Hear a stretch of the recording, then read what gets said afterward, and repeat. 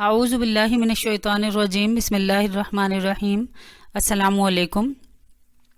آج سے ہم قرآن پاک کا ترجمہ اور تفسیر شروع کریں گے، تو سورہ فاتحہ سے اس کی ابتدا کرتے ہیں کیونکہ قرآن پاک کی سب سے پہلی سورت یہی ہے۔ چلیے نکالیے۔ سورہ فاتحہ کا لفظی ترجمہ اور تفسیر بتانے سے پہلے سورہ فاتحہ کے فضائل اور کچھ خصوصیات مختصراً میں آپ کو بتانا چاہوں گی کہ سورہ فاتحہ کو قرآن کریم میں بہت سی خصوصیات حاصل ہیں۔ اول یہ کہ قرآن پاک ظاہر ہے کہ شروع اسی سے ہوتا ہے، جیسے کہ آپ سب لوگ اس کو نکال کے آج بیٹھے ہوئے ہیں، تو قرآن پاک جب بھی آپ کھولیں گے اور اس کو شروع سے ترتیب سے پڑھنا چاہیں گے تو سب سے پہلے سورہ فاتحہ ہی آئے گی۔ پھر اس کی ایک اہمیت کا اندازہ یہ بھی لگا لیجئے کہ نماز میں بھی یہی صورت پڑھی جاتی ہے اور شروع ہی نماز اس سے ہوتی ہے۔ اور پھر سورہ فاتحہ کی اپنی جگہ جو ایک مسلم حیثیت یہ بھی ہے نماز میں کہ اگر آپ نے کسی وجہ سے سورہ فاتحہ نہیں پڑھی، آپ اس کو پڑھنا بھول گئے اور دوسری سورت پہ کسی پہ جمپ کر گئے سبحانک اللہ کے بعد، تو آپ کی نماز ہی نہیں ہوگی۔ یعنی پھر کوئی شارٹ کٹ نہیں ہے کہ کوئی سجدہ سہو کر لیں، کچھ کر لیں، آپ کو نماز ہی اپنی لوٹانی پڑے گی، کیونکہ سورہ فاتحہ نماز کا جو ہے وہ جزو ہے اور اس کو ادا کیے بغیر آپ آگے نہیں چل سکتے۔ پھر اگر آپ نزول کے اعتبار سے دیکھیں تو یہ سب سے پہلی صورت ہے جو مکمل طور پر نازل ہوئی۔ اب آپ اسے سورہ جو اقرا کی آیتیں ہیں ان کے ساتھ نہ مکس کیجیے گا کہ آیت وائز تو وہی اقرا بسم ربک الذی خلق ہی سب سے پہلے نازل ہوئی تھی آیتیں، لیکن ایک مکمل صورت کی صورت میں جو سب سے پہلی صورت نازل ہوئی وہ سورہ فاتحہ ہی تھی۔ تو ایک مکمل صورت سب سے پہلے سورہ فاتحہ ہی نازل ہوئی۔ دوسری خصوصیت یہ ہے کہ یہ صورت ایک حیثیت سے پورے قرآن کا متن ہے اور سارا قرآن اس کی شرح ہے۔ یہ بڑی خوبصورت بات ہے، ذرا دیکھیے گا جب آپ سورہ فاتحہ کو پڑھیں گے کہ قرآن پاک کا پورے کا نچوڑ سورہ فاتحہ ہے، یا آپ یوں کہہ لیں کہ سورہ فاتحہ شروع کرنے کے بعد جو کچھ بھی آپ اللہ تعالیٰ سے طلب کر رہے تھے یا جو کچھ بھی آپ کو ذہن میں وہ آپ کے سوالات آئے سورہ فاتحہ پڑھنے کے بعد، تو پورا قرآن کریم جو ہے وہ اس کا جواب ہے۔ گویا سورہ فاتحہ جو ہے وہ ایک متن ہے اور اس متن کا جو ہے نا سارا قرآن وہ شرح ہے۔ قرآن پاک کے مقاصد ایمان اور عمل صالحہ جو ہیں، ان چیزوں کے جو بنیادی اصول ہیں نا ایمان اور عمل صالحہ کے، وہ اس صورت میں بیان کر دیے گئے ہیں، اور پھر اس کی جو تفصیل ہے وہ ساری کی ساری آگے جو ہے وہ قرآن پاک میں ذکر کی گئی ہے۔ ٹھیک ہے، اسی لیے سورہ فاتحہ کا نام ام القرآن، ام الکتاب، قرآن عظیم، سبع مثانی، مفاتح القرآن، سورہ شفا، یعنی بہت سارے اس کے نام آپ کو جو ہے نا وہ سورہ فاتحہ کے ملیں گے۔ احادیث سے ان سارے نام جو ہے نا وہ منقول ہیں۔ پھر یہ بھی ہے کہ اس صورت میں اس شخص کے لیے جو قرآن کریم کی تلاوت یا مطالعہ شروع کرنا چاہتا ہے نا، تو اس کے لیے خاص ہدایت اللہ تعالیٰ نے دی ہے۔ وہ یہ کہ اس کتاب کو اپنے پچھلے تمام خیالات نظریات سے خالی ذہن ہو کر خالص طلب حق اور راہ راست کی جستجو کے لیے پڑھے اور دیکھے، اور اللہ تعالیٰ سے دعا بھی کرے کہ صراط مستقیم کی ہدایت عطا ہو۔ تو اس صورت کے شروع میں تو اللہ تعالیٰ کی حمد و ثنا کا بیان ہے، اور پھر اس کی بارگاہ میں یہ درخواست اور بھی پیش کی گئی ہے کہ اللہ تعالیٰ ہمیں ہدایت کا راستہ دکھا، اور اسی درخواست کا جواب پورا قرآن عظیم ہے، جو الف لام میم ذالک الکتاب سے شروع ہو کر آخر اینڈ جو قرآن پاک کی آیت ہے وہاں تک جاتا ہے۔ یعنی اللہ تعالیٰ نے اشارہ فرما دیا کہ یہ ذالک الکتابوں میں، یعنی یہ وہ والی کتاب ہے کہ جو تم مانگتے ہو وہ سب اس میں موجود ہے۔ رسول اللہ صلی اللہ علیہ وسلم نے فرمایا کہ اس ذات کی قسم جس کے قبضے میں میری جان ہے، سورہ فاتحہ کی نظیر نہ تو توریت میں نازل ہوئی، نہ انجیل میں، نہ زبور میں، اور نہ خود قرآن کریم میں کوئی دوسری صورت اس کی مثل ہے۔ یعنی اس صورت کو اتنی فضیلت حاصل ہے۔ اور حضرت صلی اللہ علیہ وسلم نے فرمایا سورہ فاتحہ ہر بیماری کی شفا ہے، اسی لیے اس کا نام ایک سورہ شفا بھی رکھا جاتا ہے نا۔ رسول اللہ صلی اللہ علیہ وسلم نے فرمایا قرآن کریم کی سب صورتوں میں عظیم ترین صورت الحمدللہ رب العالمین ہے، اور یہ قرطبی کی روایت میں نے آپ کے لیے نقل کی ہے۔ چلیے آگے شروع کرتے ہیں۔ تو تھوڑا سا میں آپ کو بتا دوں تعوذ اور تسمیہ کے بارے میں کہ جب قرآن پاک کو ہم شروع کرتے ہیں تو اس میں تعوذ اور تسمیہ پڑھا جاتا ہے. جیسے اعوذ باللہ من الشیطان الرجیم، یہ تعوذ ہو گیا، اور تسمیہ آپ سب لوگ واقف ہیں اس سے، بسم اللہ الرحمن الرحیم. تو بسم اللہ تو قرآن پاک کی ایک مستقل جو ہے نا وہ ایک آیت ہے، مکمل آیت ہے. اور تعوذ جو ہے جب بھی قرآن پاک کی تلاوت شروع کی جائے تو اس وقت اعوذ باللہ من الشیطان الرجیم اور بسم اللہ الرحمن الرحیم دونوں پڑھی جائیں، کیونکہ قرآن پاک کی تلاوت شروع کرنے سے پہلے اللہ تعالیٰ سے شیطان مردود کے بارے میں پناہ مانگ لو کہ یا اللہ تعالیٰ ہمیں شیطان کے اغوا سے بچانا، شیطان کے شر سے بچانا. گویا اللہ کی پناہ میں انسان آ جائے اور شیطان مردود کے شر سے دور ہو جائے. اور انسان میں طاقت نہیں ہے کہ وہ خود شیطان کے جو ہے نا جال اور مکر و فریب سے اپنے آپ کو محفوظ رکھے. تو الٹیمیٹلی اللہ ہی کی پناہ میں آنا پڑتا ہے. اور جو اللہ کی پناہ میں آ گیا اور پھر اس نے قرآن پاک کا ترجمہ تفسیر شروع کی یا ترجمہ تفسیر پڑھنا شروع کیا تو پھر ہی وہ کسی درست فیصلے تک پہنچے گا، ورنہ شیطان اس کو آیتوں کے ذریعے بھی ورغلاتا ہی رہے گا. اب یہ جو اعوذ باللہ من الشیطان الرجیم ہے نا، جس کو تعوذ کہا جاتا ہے، اس کو قرآن پاک شروع کرنے سے پہلے، لیکن اگر آپ قرآن پاک کنٹینیو پڑھ رہے ہیں، جیسے ایک سورت مکمل ہو گئی اب دوسری سورت پہ جا رہے ہیں، تو پھر آپ نے درمیان میں صرف بسم اللہ پڑھنی ہے. اور یہ بسم اللہ سوائے سورہ برات کے جسے سورہ توبہ کہا جاتا ہے، اس کے علاوہ ہر سورت کے شروع میں ضرور پڑھنی چاہیے.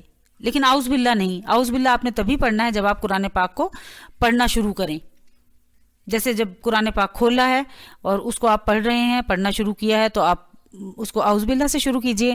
لیکن اگر آپ پڑھتے پڑھتے پڑھتے کسی دوسری سورت پہ آ گئے ہیں تو پھر اس سورت کے اور جو کچھ آپ پڑھ رہے تھے اس کے بیچ میں صرف بسم اللہ الرحمن الرحیم، یہ ہر قرآن پاک میں بھی لکھی ہوئی ہوتی ہے اور اس کو پڑھا بھی کیجئے. چلیے اب تھوڑا سا ترتیب وائز جو ہے وہ آیتوں کو دیکھ لیتے ہیں. الحمدللہ رب العالمین، سب تعریفیں اللہ کے لیے ہیں جو پالنے والا ہے سارے جہان کا. سورہ فاتحہ 7 آیات پر مشتمل ہے. سب سے پہلی جو 3 آیتیں ہیں اس میں اللہ تعالیٰ کی حمد و ثنا، اور آخری 3 آیتوں میں انسان کی طرف سے دعا اور درخواست کا مضمون ہے جو رب العزت نے اپنی رحمت سے خود ہی انسان کو سکھلایا ہے. ظاہر اگر اللہ دعا مانگنا نہیں سکھاتا تو ہمیں نہیں آتی نا.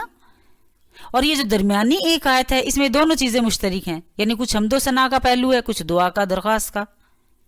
صحیح مسلم کی ایک روایت ہے کہ حضرت ابو ہریرہ سے منقول ہے کہ رسول اللہ صلی اللہ علیہ وسلم نے فرمایا کہ اللہ تعالیٰ نے فرمایا نماز یعنی سورہ فاتحہ میرے اور میرے بندے کے درمیان 2 حصوں میں تقسیم کی گئی ہے،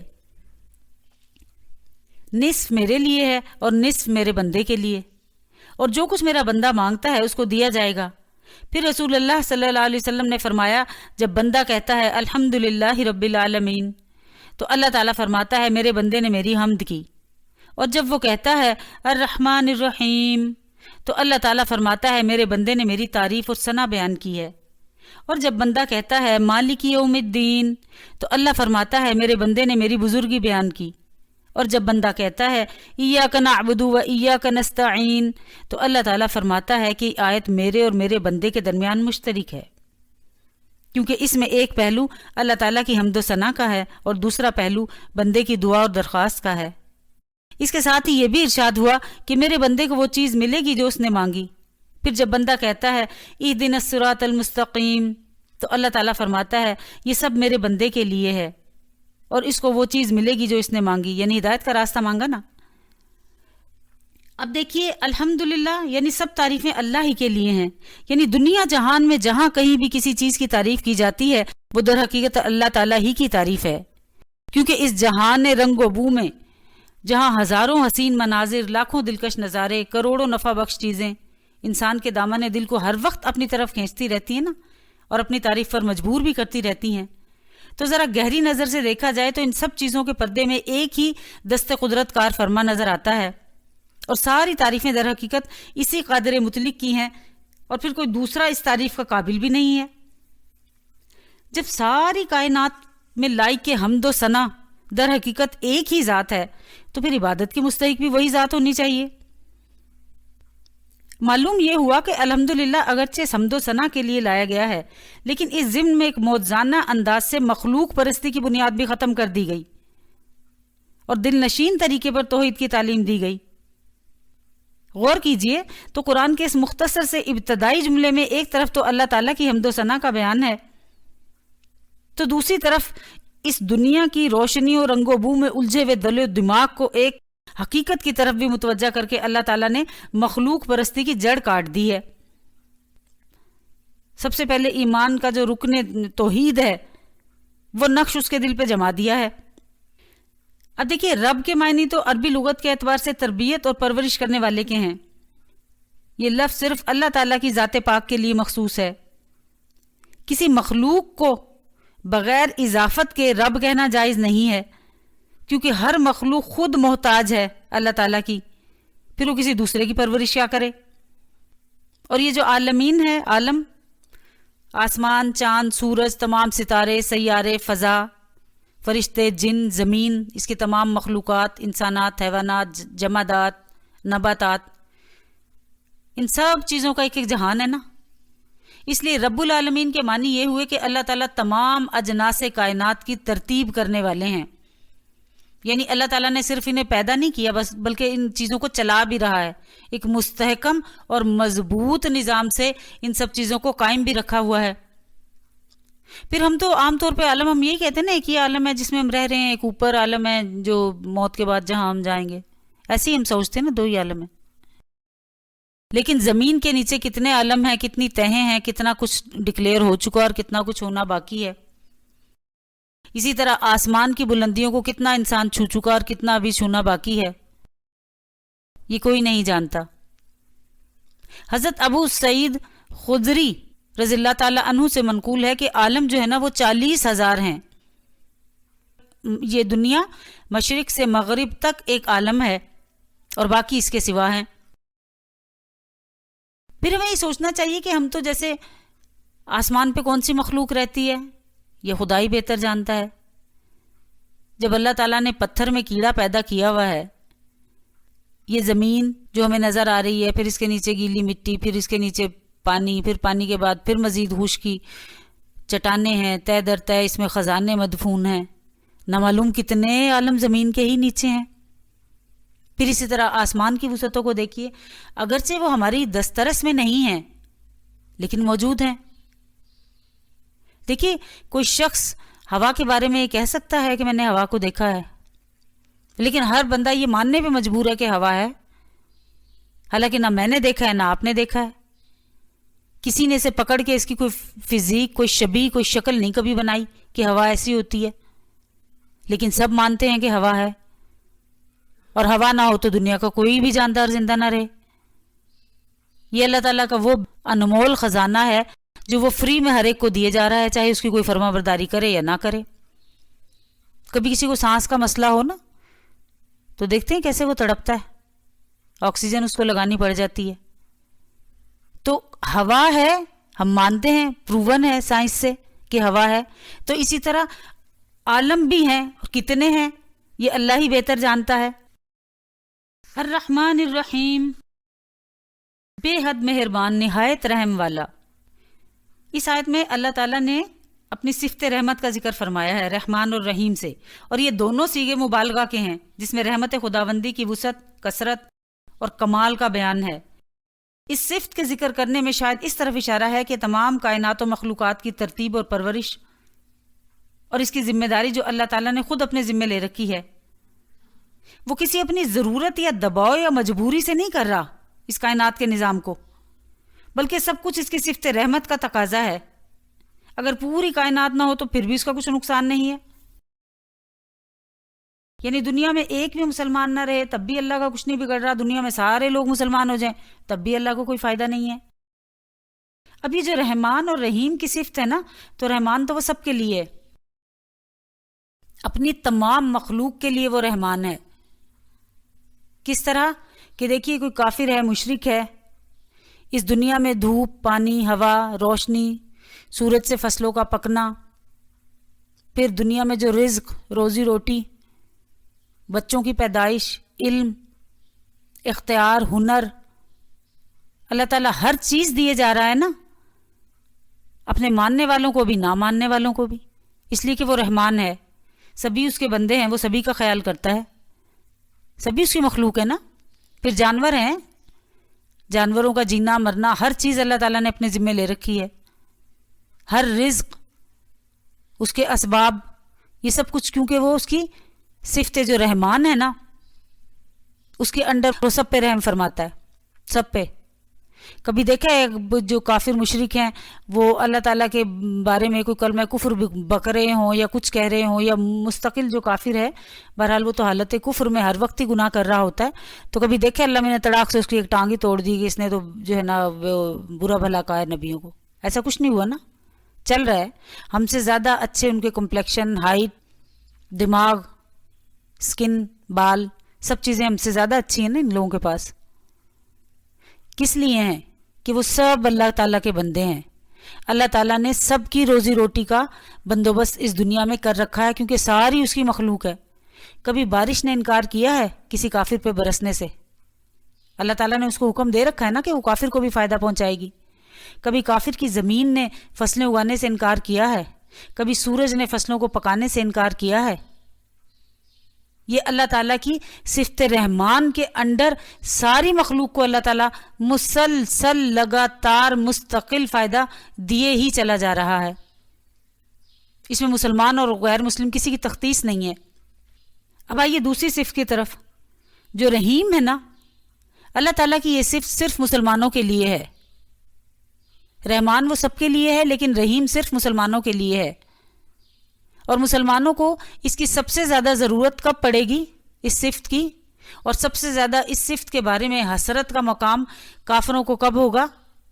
روز قیامت، کہ اللہ تعالیٰ اس وقت جس کو جتنی سزا دینا چاہیں گے دے دیں گے، بالکل معاف کرنا چاہیں تو بھی معاف کر دیں گے۔ کسی کو اس کے اعمال سے کم سزا دیں تو بھی اس کو کوئی پوچھنے والا نہیں، بالکل درگزر کر دے تو بھی اس کو کوئی پوچھنے والا نہیں، اور جتنی سزا بنتی ہے اتنی دے دے تو بھی کسی کی ضرورت نہیں اس کے سامنے کوئی زبان درازی کر سکے۔ تو جس وقت اللہ تعالیٰ چاہے گا جس کو مسلمان کو جس کا خاتمہ ایمان پہ ہوا ہے اس کی جتنی سزا اللہ تعالیٰ چاہے گا اس کو دے کے اس وقت اسے بالآخر دوزخ سے نکال لیا جائے گا، اور اس وقت ہی اللہ تعالیٰ کی یہ صفت جو رحیم ہے نا وہ کام آئے گی، اور اللہ تعالیٰ اپنی اس صفت کی وجہ سے ہر مسلمان کو بالآخر دوزخ سے نکال لے گا اور جنت میں پہنچا دے گا۔ اس وقت کافر حسرت کریں گے کہ کاش وہ بھی ایمان لے آتے۔ تو آج آخر ایک دن یہ سب لوگ نکل گئے یہاں سے اور صرف ہم رہ گئے جو جن کا خاتمہ کفر پہ ہوا تھا۔ اس لیے ایمان پہ خاتمے کی دعا ہمیشہ کیجیے۔ زندگی کی سب چیزیں، جتنے نماز روزے جو کچھ بھی چیریٹی آپ کرتے ہیں یا جو کچھ بھی زندگی میں نیکی کے کام کرتے ہیں، تو وہ نیکی کے کام جو ہیں وہ تبھی تک زندہ رہیں گے جب تک آپ ایمان ساتھ لے کر جائیں گے۔ خاتمہ ایمان پہ نہ ہوا تو یہ سب کام بیکار، ضائع، ان کا کوئی اجر پھر آگے ملنے والا نہیں ہے۔ اللہ تعالیٰ نے اپنے صفت رحمان کے ذریعے ہر شخص کو، اپنی ہر مخلوق کو اس کی اچھائیوں کا بدلہ اسی دنیا میں دے دیا۔ میں نے بتایا نا ہماری برابر ہی وہ سب چیزیں حاصل کر رہے ہیں نا، نان مسلم بھی۔ تو اس لیے اللہ تعالیٰ سے ایمان کے پہ خاتمے کی دعا جو ہے اس کو ضرور کیا کیجیے۔ مالک یوم الدین، مالک ہے روز جزا کا۔ روز جزا یعنی قیامت۔ اب قیامت میں اللہ تعالیٰ ہی کی صرف جو ہے نا وہ بادشاہت ہوگی، یعنی روز جزا میں تمام کائنات اور تمام امور کی ملکیت صرف اللہ تعالیٰ ہی کی ہوگی۔ پہلے دیکھیے کہ روز جزا جو ہے اس کی حقیقت کیا ہے اور عقلاً اس کی ضرورت کیوں پیش آئے۔ پہلی بات تو یہ ہے کہ روز جزا اس دن کا نام ہے جس کو اللہ تعالیٰ نے نیک اور بد اعمال کا بدلہ دینے کے لیے مقرر فرما دیا ہے۔ اب یہاں پہ روز جزا مقرر فرمانے سے ایک عظیم فائدہ تو یہ حاصل ہوا کہ یہ معلوم ہو گیا دنیا نیک و بد اعمال کی جزا اور سزا کی جگہ نہیں ہے، بلکہ ایک دارالعمل ہے۔ یہ فرض ادا کرنے کا دفتر ہے، تنخواہ یا صلہ وصول کرنے کی جگہ نہیں ہے۔ تو اس سے یہ معلوم ہو گیا کہ دنیا میں کسی کو عیش و عشرت، دولت و راحت سے مالا مال دیکھ کر یہ نہیں کہا جا سکتا کہ وہ اللہ کے نزدیک مقبول اور محبوب ہے، یا آپ کسی کو رنج اور مصیبتوں میں مبتلا پا کر یہ نہیں کہہ سکتے کہ وہ اللہ کے نزدیک بڑا مبغوض ہے۔ یہی وجہ ہے کہ اس دنیا میں انبیاء علیہ السلام اور ان کے بعد اولیاء اللہ سب سے زیادہ مصیبت اور بلا میں مبتلا ہوتے نظر آئے، اور وہ اپنی اس حالت پر نہایت مطمئن اور بسا اوقات مسرور بھی نظر آتے رہے۔ کیوں کہ دنیا کی عیش و عشرت، حق و صداقت کی اور رنج و مصیبت کوئی بدعملی کی یقینی علامت نہیں ہے۔ ہاں کبھی کبھی کسی کی عمل کی کوئی جزا یا سزا کا ہلکا سا نمونہ اللہ تعالیٰ دنیا میں بھی ظاہر فرما دیتے ہیں، وہ اس کا پورا بدلہ نہیں ہوتا، محض متنبہ کرنے کے لیے ایک نمونہ ہوتا ہے۔ قرآن پاک میں اللہ تعالیٰ نے ایک جگہ ارشاد فرمایا ہے بَلَا نُذِيقَنَّهُم مِّنَ الْعَذَابِ الْأَدْنَىٰ دُونَ الْعَذَابِ الْأَكْبَرِ لَعَلَّهُمْ يَرْجِعُونَ، یعنی ہم لوگوں کو آخرت کے بڑے عذاب سے پہلے بعض اوقات دنیا میں ایک عذاب قریب کا بھی مزہ چکھا دیتے ہیں تاکہ وہ باز آ جائیں۔ اسی طرح ایک اور دوسری جگہ فرمایا کذالک العذاب والعذاب الآخرۃ اکبر لو کانوا یعلمون، ایسا ہوتا ہے عذاب اور آخرت کا عذاب بہت بڑا ہے اگر وہ سمجھے۔ الغرض دنیا کی راحت اور مصیبت بعض اوقات تو امتحان اور آزمائش کے لیے ہوتی ہے اور کبھی عذاب میں بھی ہوتی ہے، مگر وہ عمل کا پورا بدلہ نہیں ہوتا بلکہ ایک نمونہ ہوتا ہے، کیونکہ سب کچھ چند روزہ ہے، عارضی ہے۔ اس لیے ضروری ہے کہ اس عالم کے بعد کوئی دوسرا عالم ہو جس میں ہر چھوٹے بڑے اچھے برے عمل کا حساب اور اس کی جزا یا سزا انصاف کے عین مطابق ملے۔ اسی کو قرآن کی اصطلاح میں روز جزا یا قیامت یا آخرت کہا جاتا ہے۔ پھر مالک یوم الدین میں دوسری بات یہ قابل غور ہے کہ حقیقی مالک تمام کائنات کے ذرے ذرے کا وہی ذات پاک ہے جس نے ان کو پیدا فرمایا ہے، بڑھایا ہے، پھلایا پھولا ہے۔ اس کی ملکیت ہر چیز پر مکمل ہے، ظاہر پر بھی، باطن پر بھی، زندہ پر بھی، مردہ پر بھی۔ پھر اس کی ملکیت کی نہ کوئی ابتدا ہے نہ انتہا ہے، بخلاف انسان کی تو ملکیت ایک محدود دائرے میں ہوتی ہے نا کسی چیز کی، پھر وہ مر گیا تو بس اس کی ملکیت سے وہ چیزیں نکل گئی۔ قرآن کریم کی دوسری آیت میں غور کرنے سے معلوم ہوا کہ دنیا میں بھی اگرچہ حقیقی اور مکمل ملکیت تمام کائنات پر صرف پروردگار عالم کی ہی ہے، لیکن اس نے اپنے کرم اور حکمت بالغہ سے ایک قسم کی ناقص ملکیت انسان کو بھی عطا فرما رکھی ہے۔ دیکھیں نا، جیسے دنیا میں انسان مال و دولت، زمین جائیداد کا مالک ہوتا ہے نا، لیکن جب وہ ایک مقررہ مدت تک کے لیے ہوتا ہے، جیسے ہی وہ فوت ہو گیا وہ ساری چیزیں اس کی ملکیت سے نکل گئیں، لیکن انسان اسی ناقص ملکیت میں ہی مغرور اور بدمست ہو کے خدا کی نافرمانی کرنے پہ در پہ رہتا ہے۔ تو اللہ تعالیٰ نے ایک غافل اور مغرور انسان کو آگاہ فرما دیا کہ ملکیتیں اور سب تعلقات، روابط صرف چند روز کے لیے ہیں، ایک دن ایسا آنے والا ہے جس میں کوئی کسی چیز کا ظاہری طور پر بھی مالک نہ رہے گا، نہ کوئی کسی کا خادم رہے گا، نہ کوئی مخدوم، نہ کسی کا کوئی آقا رہے گا، نہ غلام۔ تمام کائنات کی ملک اور ملک صرف اللہ تعالیٰ کی ذات پاک ہی ہوگی۔ ایاک نعبد و ایاک نستعین، ہم تیری ہی بندگی کرتے ہیں اور تجھی سے مدد چاہتے ہیں۔ اب اس میں ایک پہلو تو حمد و ثنا کا ہے نا، دوسرا درخواست کا ہے، یعنی کسی اس کی انتہائی تعظیم اور محبت کی وجہ سے اس کے سامنے اپنی انتہائی عاجزی اور فرما برداری کا اظہار۔ نعبدو یعنی عبادت سے مشتق ہے نا۔ پھر نستعین مطلب کسی سے مدد مانگنا، استعانت۔ تو ترجمہ کیا ہوا کہ ہم تیری ہی عبادت کرتے ہیں، صرف تجھی سے مدد مانگتے ہیں۔ تو اس آیت میں ایک حیثیت سے اللہ تعالیٰ کی حمد و ثنا ہے کہ عبادات اور اعانت کے لائق صرف وہی ذات ہے۔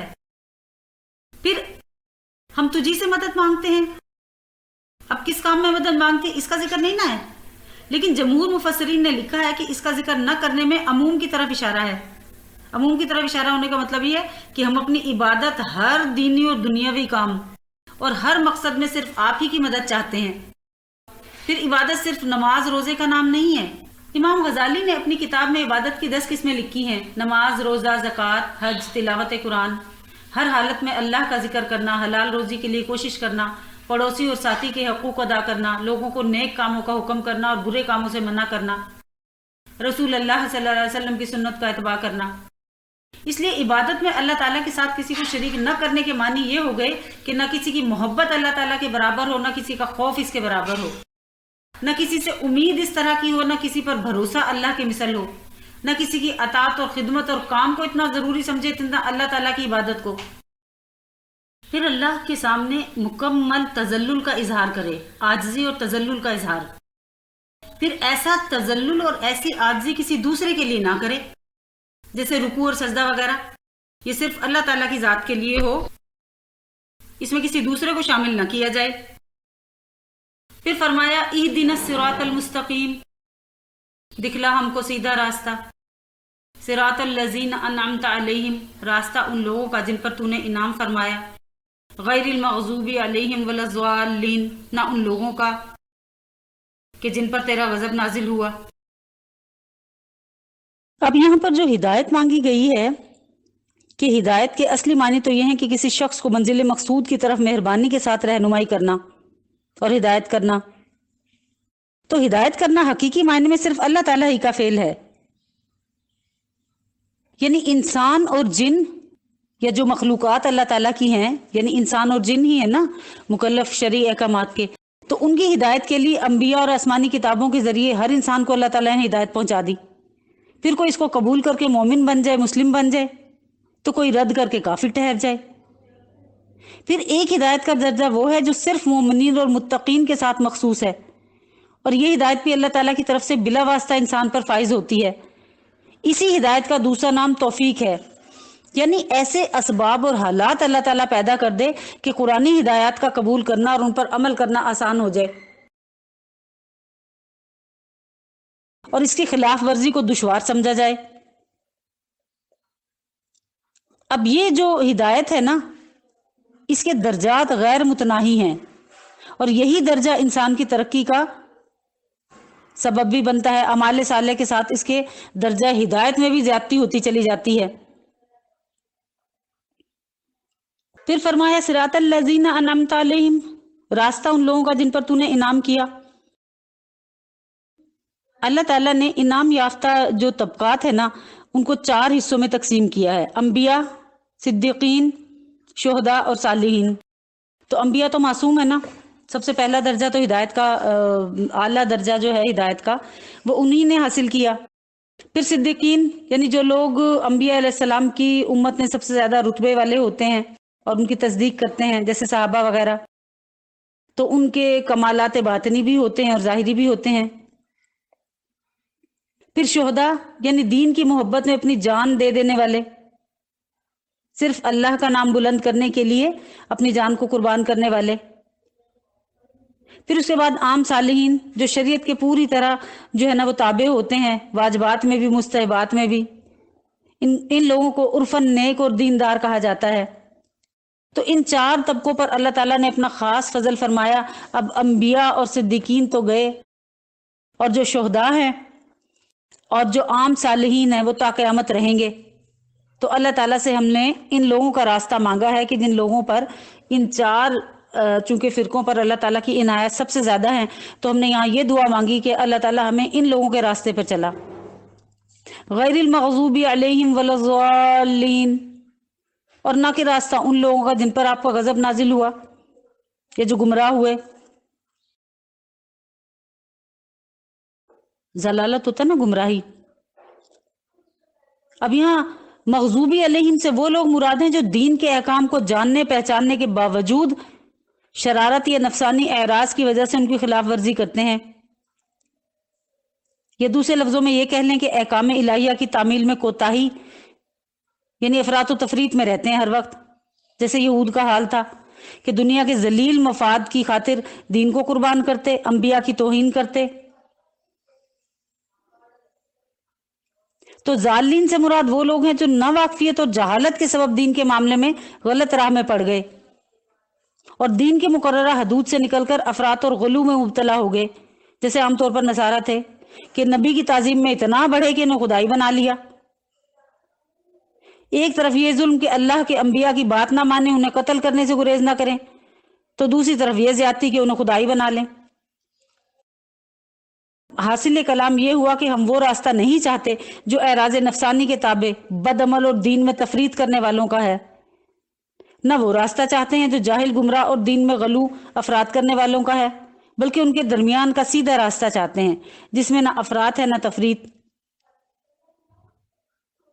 سورہ فاتحہ کی تفسیر سے کچھ ہمیں مسائل اور احکامات جو ہے نا وہ حاصل ہوئے ہیں، چلیے تھوڑی سی نظر ان پہ بھی دوڑا لیتے ہیں۔ کہ سب سے پہلے تو یہ ہے کہ دعا کرنے کا طریقہ اس میں اللہ تعالیٰ نے بتا دیا کہ جب اللہ تعالیٰ سے کوئی دعا درخواست کرنا ہو تو اس کا طریقہ یہ ہے کہ پہلے اس کی حمد و ثنا کا فرض بجا لا کر پھر حلف وفاداری اس بات کا کرو کہ ہم اس کے سوا کسی کو عبادت کے لائق نہیں سمجھتے، نہ کسی کو حقیقی معنی میں مشکل کشا اور حاجت روا مانتے ہیں۔ اس کے بعد اپنے مطلب کی دعا کرو، تو اس طریقہ سے جو دعا کی جائے گی اس کے قبول ہونے کی زیادہ قوی امید ہے۔ اللہ تعالیٰ کی حمد و ثنا انسان کا فطری فرض ہے، یعنی اللہ تعالیٰ کی جو نعمتیں ہیں نا وہ تو بہت زیادہ ہیں نا، بے شمار ہیں، تو کوئی انسان اس کا احاطہ نہیں کر سکتا۔ جیسے قرآن کریم کی ایک آیت ہے نا، وَإِن تَعُدُّوا نِعْمَتَ اللَّهِ لَا تَحْصُوهَا، یعنی اگر تم اللہ تعالیٰ کی نعمتوں کو شمار کرنا چاہو تو کر نہیں سکتے۔ انسان اگر سارے جہان کو چھوڑ کے بس اپنے ہی وجود پہ نظر ڈال لینا تو تب اس کو معلوم ہو جائے گا کہ اس کا وجود خود ایک عالم اصغر ہے۔ بہرحال اللہ تعالیٰ نے جو کچھ کائنات میں پیدا کیا اس کی تفصیل تو بہت زیادہ ہے، لیکچر بہت لمبا ہو جائے گا۔ ایک سرسری نمونہ ان نعمتوں کا جو ہر انسان پر ہر وقت مبذول ہیں، وہ اس کا لازمی نتیجہ یہ ہونا چاہیے کہ انسان اپنی مقدور بھر ان احسانات اور انعامات کرنے والے کی حمد و ثنا میں لگا رہے۔ ایک حدیث میں آتا ہے کہ اگر ساری دنیا کی نعمتیں کسی ایک شخص کو حاصل ہو جائیں اور وہ اس پر الحمدللہ کہہ لے تو یہ الحمدللہ ان ساری نعمتوں سے افضل ہے۔ بعض علماء نے نقل کیا ہے کہ اس کا مطلب یہ ہے کہ الحمدللہ زبان سے کہنا بھی اللہ ہی کی ایک نعمت ہے اور یہ نعمت ساری دنیا کی نعمتوں سے زیادہ افضل ہے۔ اور حدیث صحیح میں ہے کہ الحمدللہ سے میزان کا آدھا پلہ جو ہے نا وہ بھر جاتا ہے، یعنی ہمارے جو میزان عمل جو ہے نا، ہمارے عملوں کا جو پلہ ہے وہ آدھا بھر جاتا ہے۔ پھر یہاں سے ہمیں یہ بھی پتہ چلا کہ خود اپنی حمد و ثنا کا بیان کرنا کسی مخلوق کے لیے جائز نہیں ہے۔ قرآن کریم میں ارشاد ہے فَلَا تُزَكُّوا أَنفُسَكُمْ هُوَ أَعْلَمُ بِمَنِ اتَّقَى، یعنی تم اپنی پاکی اور صفائی کا دعویٰ نہ کرو، اللہ ہی جانتا ہے کہ کون تقوی شعار ہے۔ پھر لفظ رب اللہ تعالیٰ کا خاص نام ہے، غیر اللہ کو رب کہنا جائز نہیں ہے۔ رب در حقیقت ایسے شخص کے لیے بولا جاتا ہے نا جو کسی چیز کا مالک ہو اور اس کی تربیت اور اصلاح کی تدبیر اور پوری نگرانی بھی کرتا ہو۔ تو ظاہر ہے کہ ساری کائنات اور مخلوقات کا ایسا رب سوائے اللہ تعالیٰ کے کوئی اور نہیں ہو سکتا۔ اس لیے لفظ اطلاق کے وقت اللہ تعالیٰ کے ساتھ خاص ہے، غیر اللہ کو رب کہنا جائز نہیں ہے۔ صحیح مسلم کی ایک حدیث ہے کہ کوئی غلام یا نوکر اپنے آقا کو رب نہ کہے، البتہ کسی خاص چیز کی طرف اضافت کر کے انسان وغیرہ کے لیے بھی یہ لفظ بولا جا سکتا ہے، مثلا رب المال، رب الدار۔ استعانت کے معنی کی تشریح اور مسئلہ توسل کی بھی کچھ یہاں پہ ہمیں گائیڈ لائن اللہ تعالیٰ نے دی ہیں۔ دیکھیں ایاک نعبد و ایاک نستعین ہے نا، تو ان کے معنی مفسر القرآن حضرت عبداللہ بن عباس نے فرمائے ہیں کہ ہم تیری عبادت کرتے ہیں، تیرے سوا کسی کی عبادت نہیں کرتے، اور تجھی سے مدد مانگتے ہیں، تیرے سوا کسی سے مدد بھی نہیں مانگتے۔ بعض سلف صالحین نے فرمایا کہ سورہ فاتحہ پورے قرآن کا راز یعنی خلاصہ ہے۔ تو ان تمام آیت کا حاصل یہی ہے کہ مومن اپنے ہر عمل میں اعتماد اور بھروسہ نہ اپنی قابلیت پر کرے نہ کسی دوسرے کی مدد پر، بلکہ کلی اعتماد صرف اللہ تعالیٰ ہی پر ہونا چاہیے، وہی کار ساز مطلق ہے۔ دو باتیں ثابت ہو گئی نا کہ اللہ کے سوا کسی کی عبادت روا نہیں، اس کی عبادت میں کسی کو شریک کرنا حرام اور ناقابل معافی جرم ہے۔ اسی لیے اللہ تعالیٰ نے فرمایا کہ وہ سب کچھ جو ہے نا جس کو چاہے معاف فرما دے، جو گناہ چاہے، اللہ تعالیٰ کا ارشاد گرامی ہے کہ جو گناہ چاہے وہ معاف فرما دے، لیکن شرک کو نہیں معاف فرمائے گا۔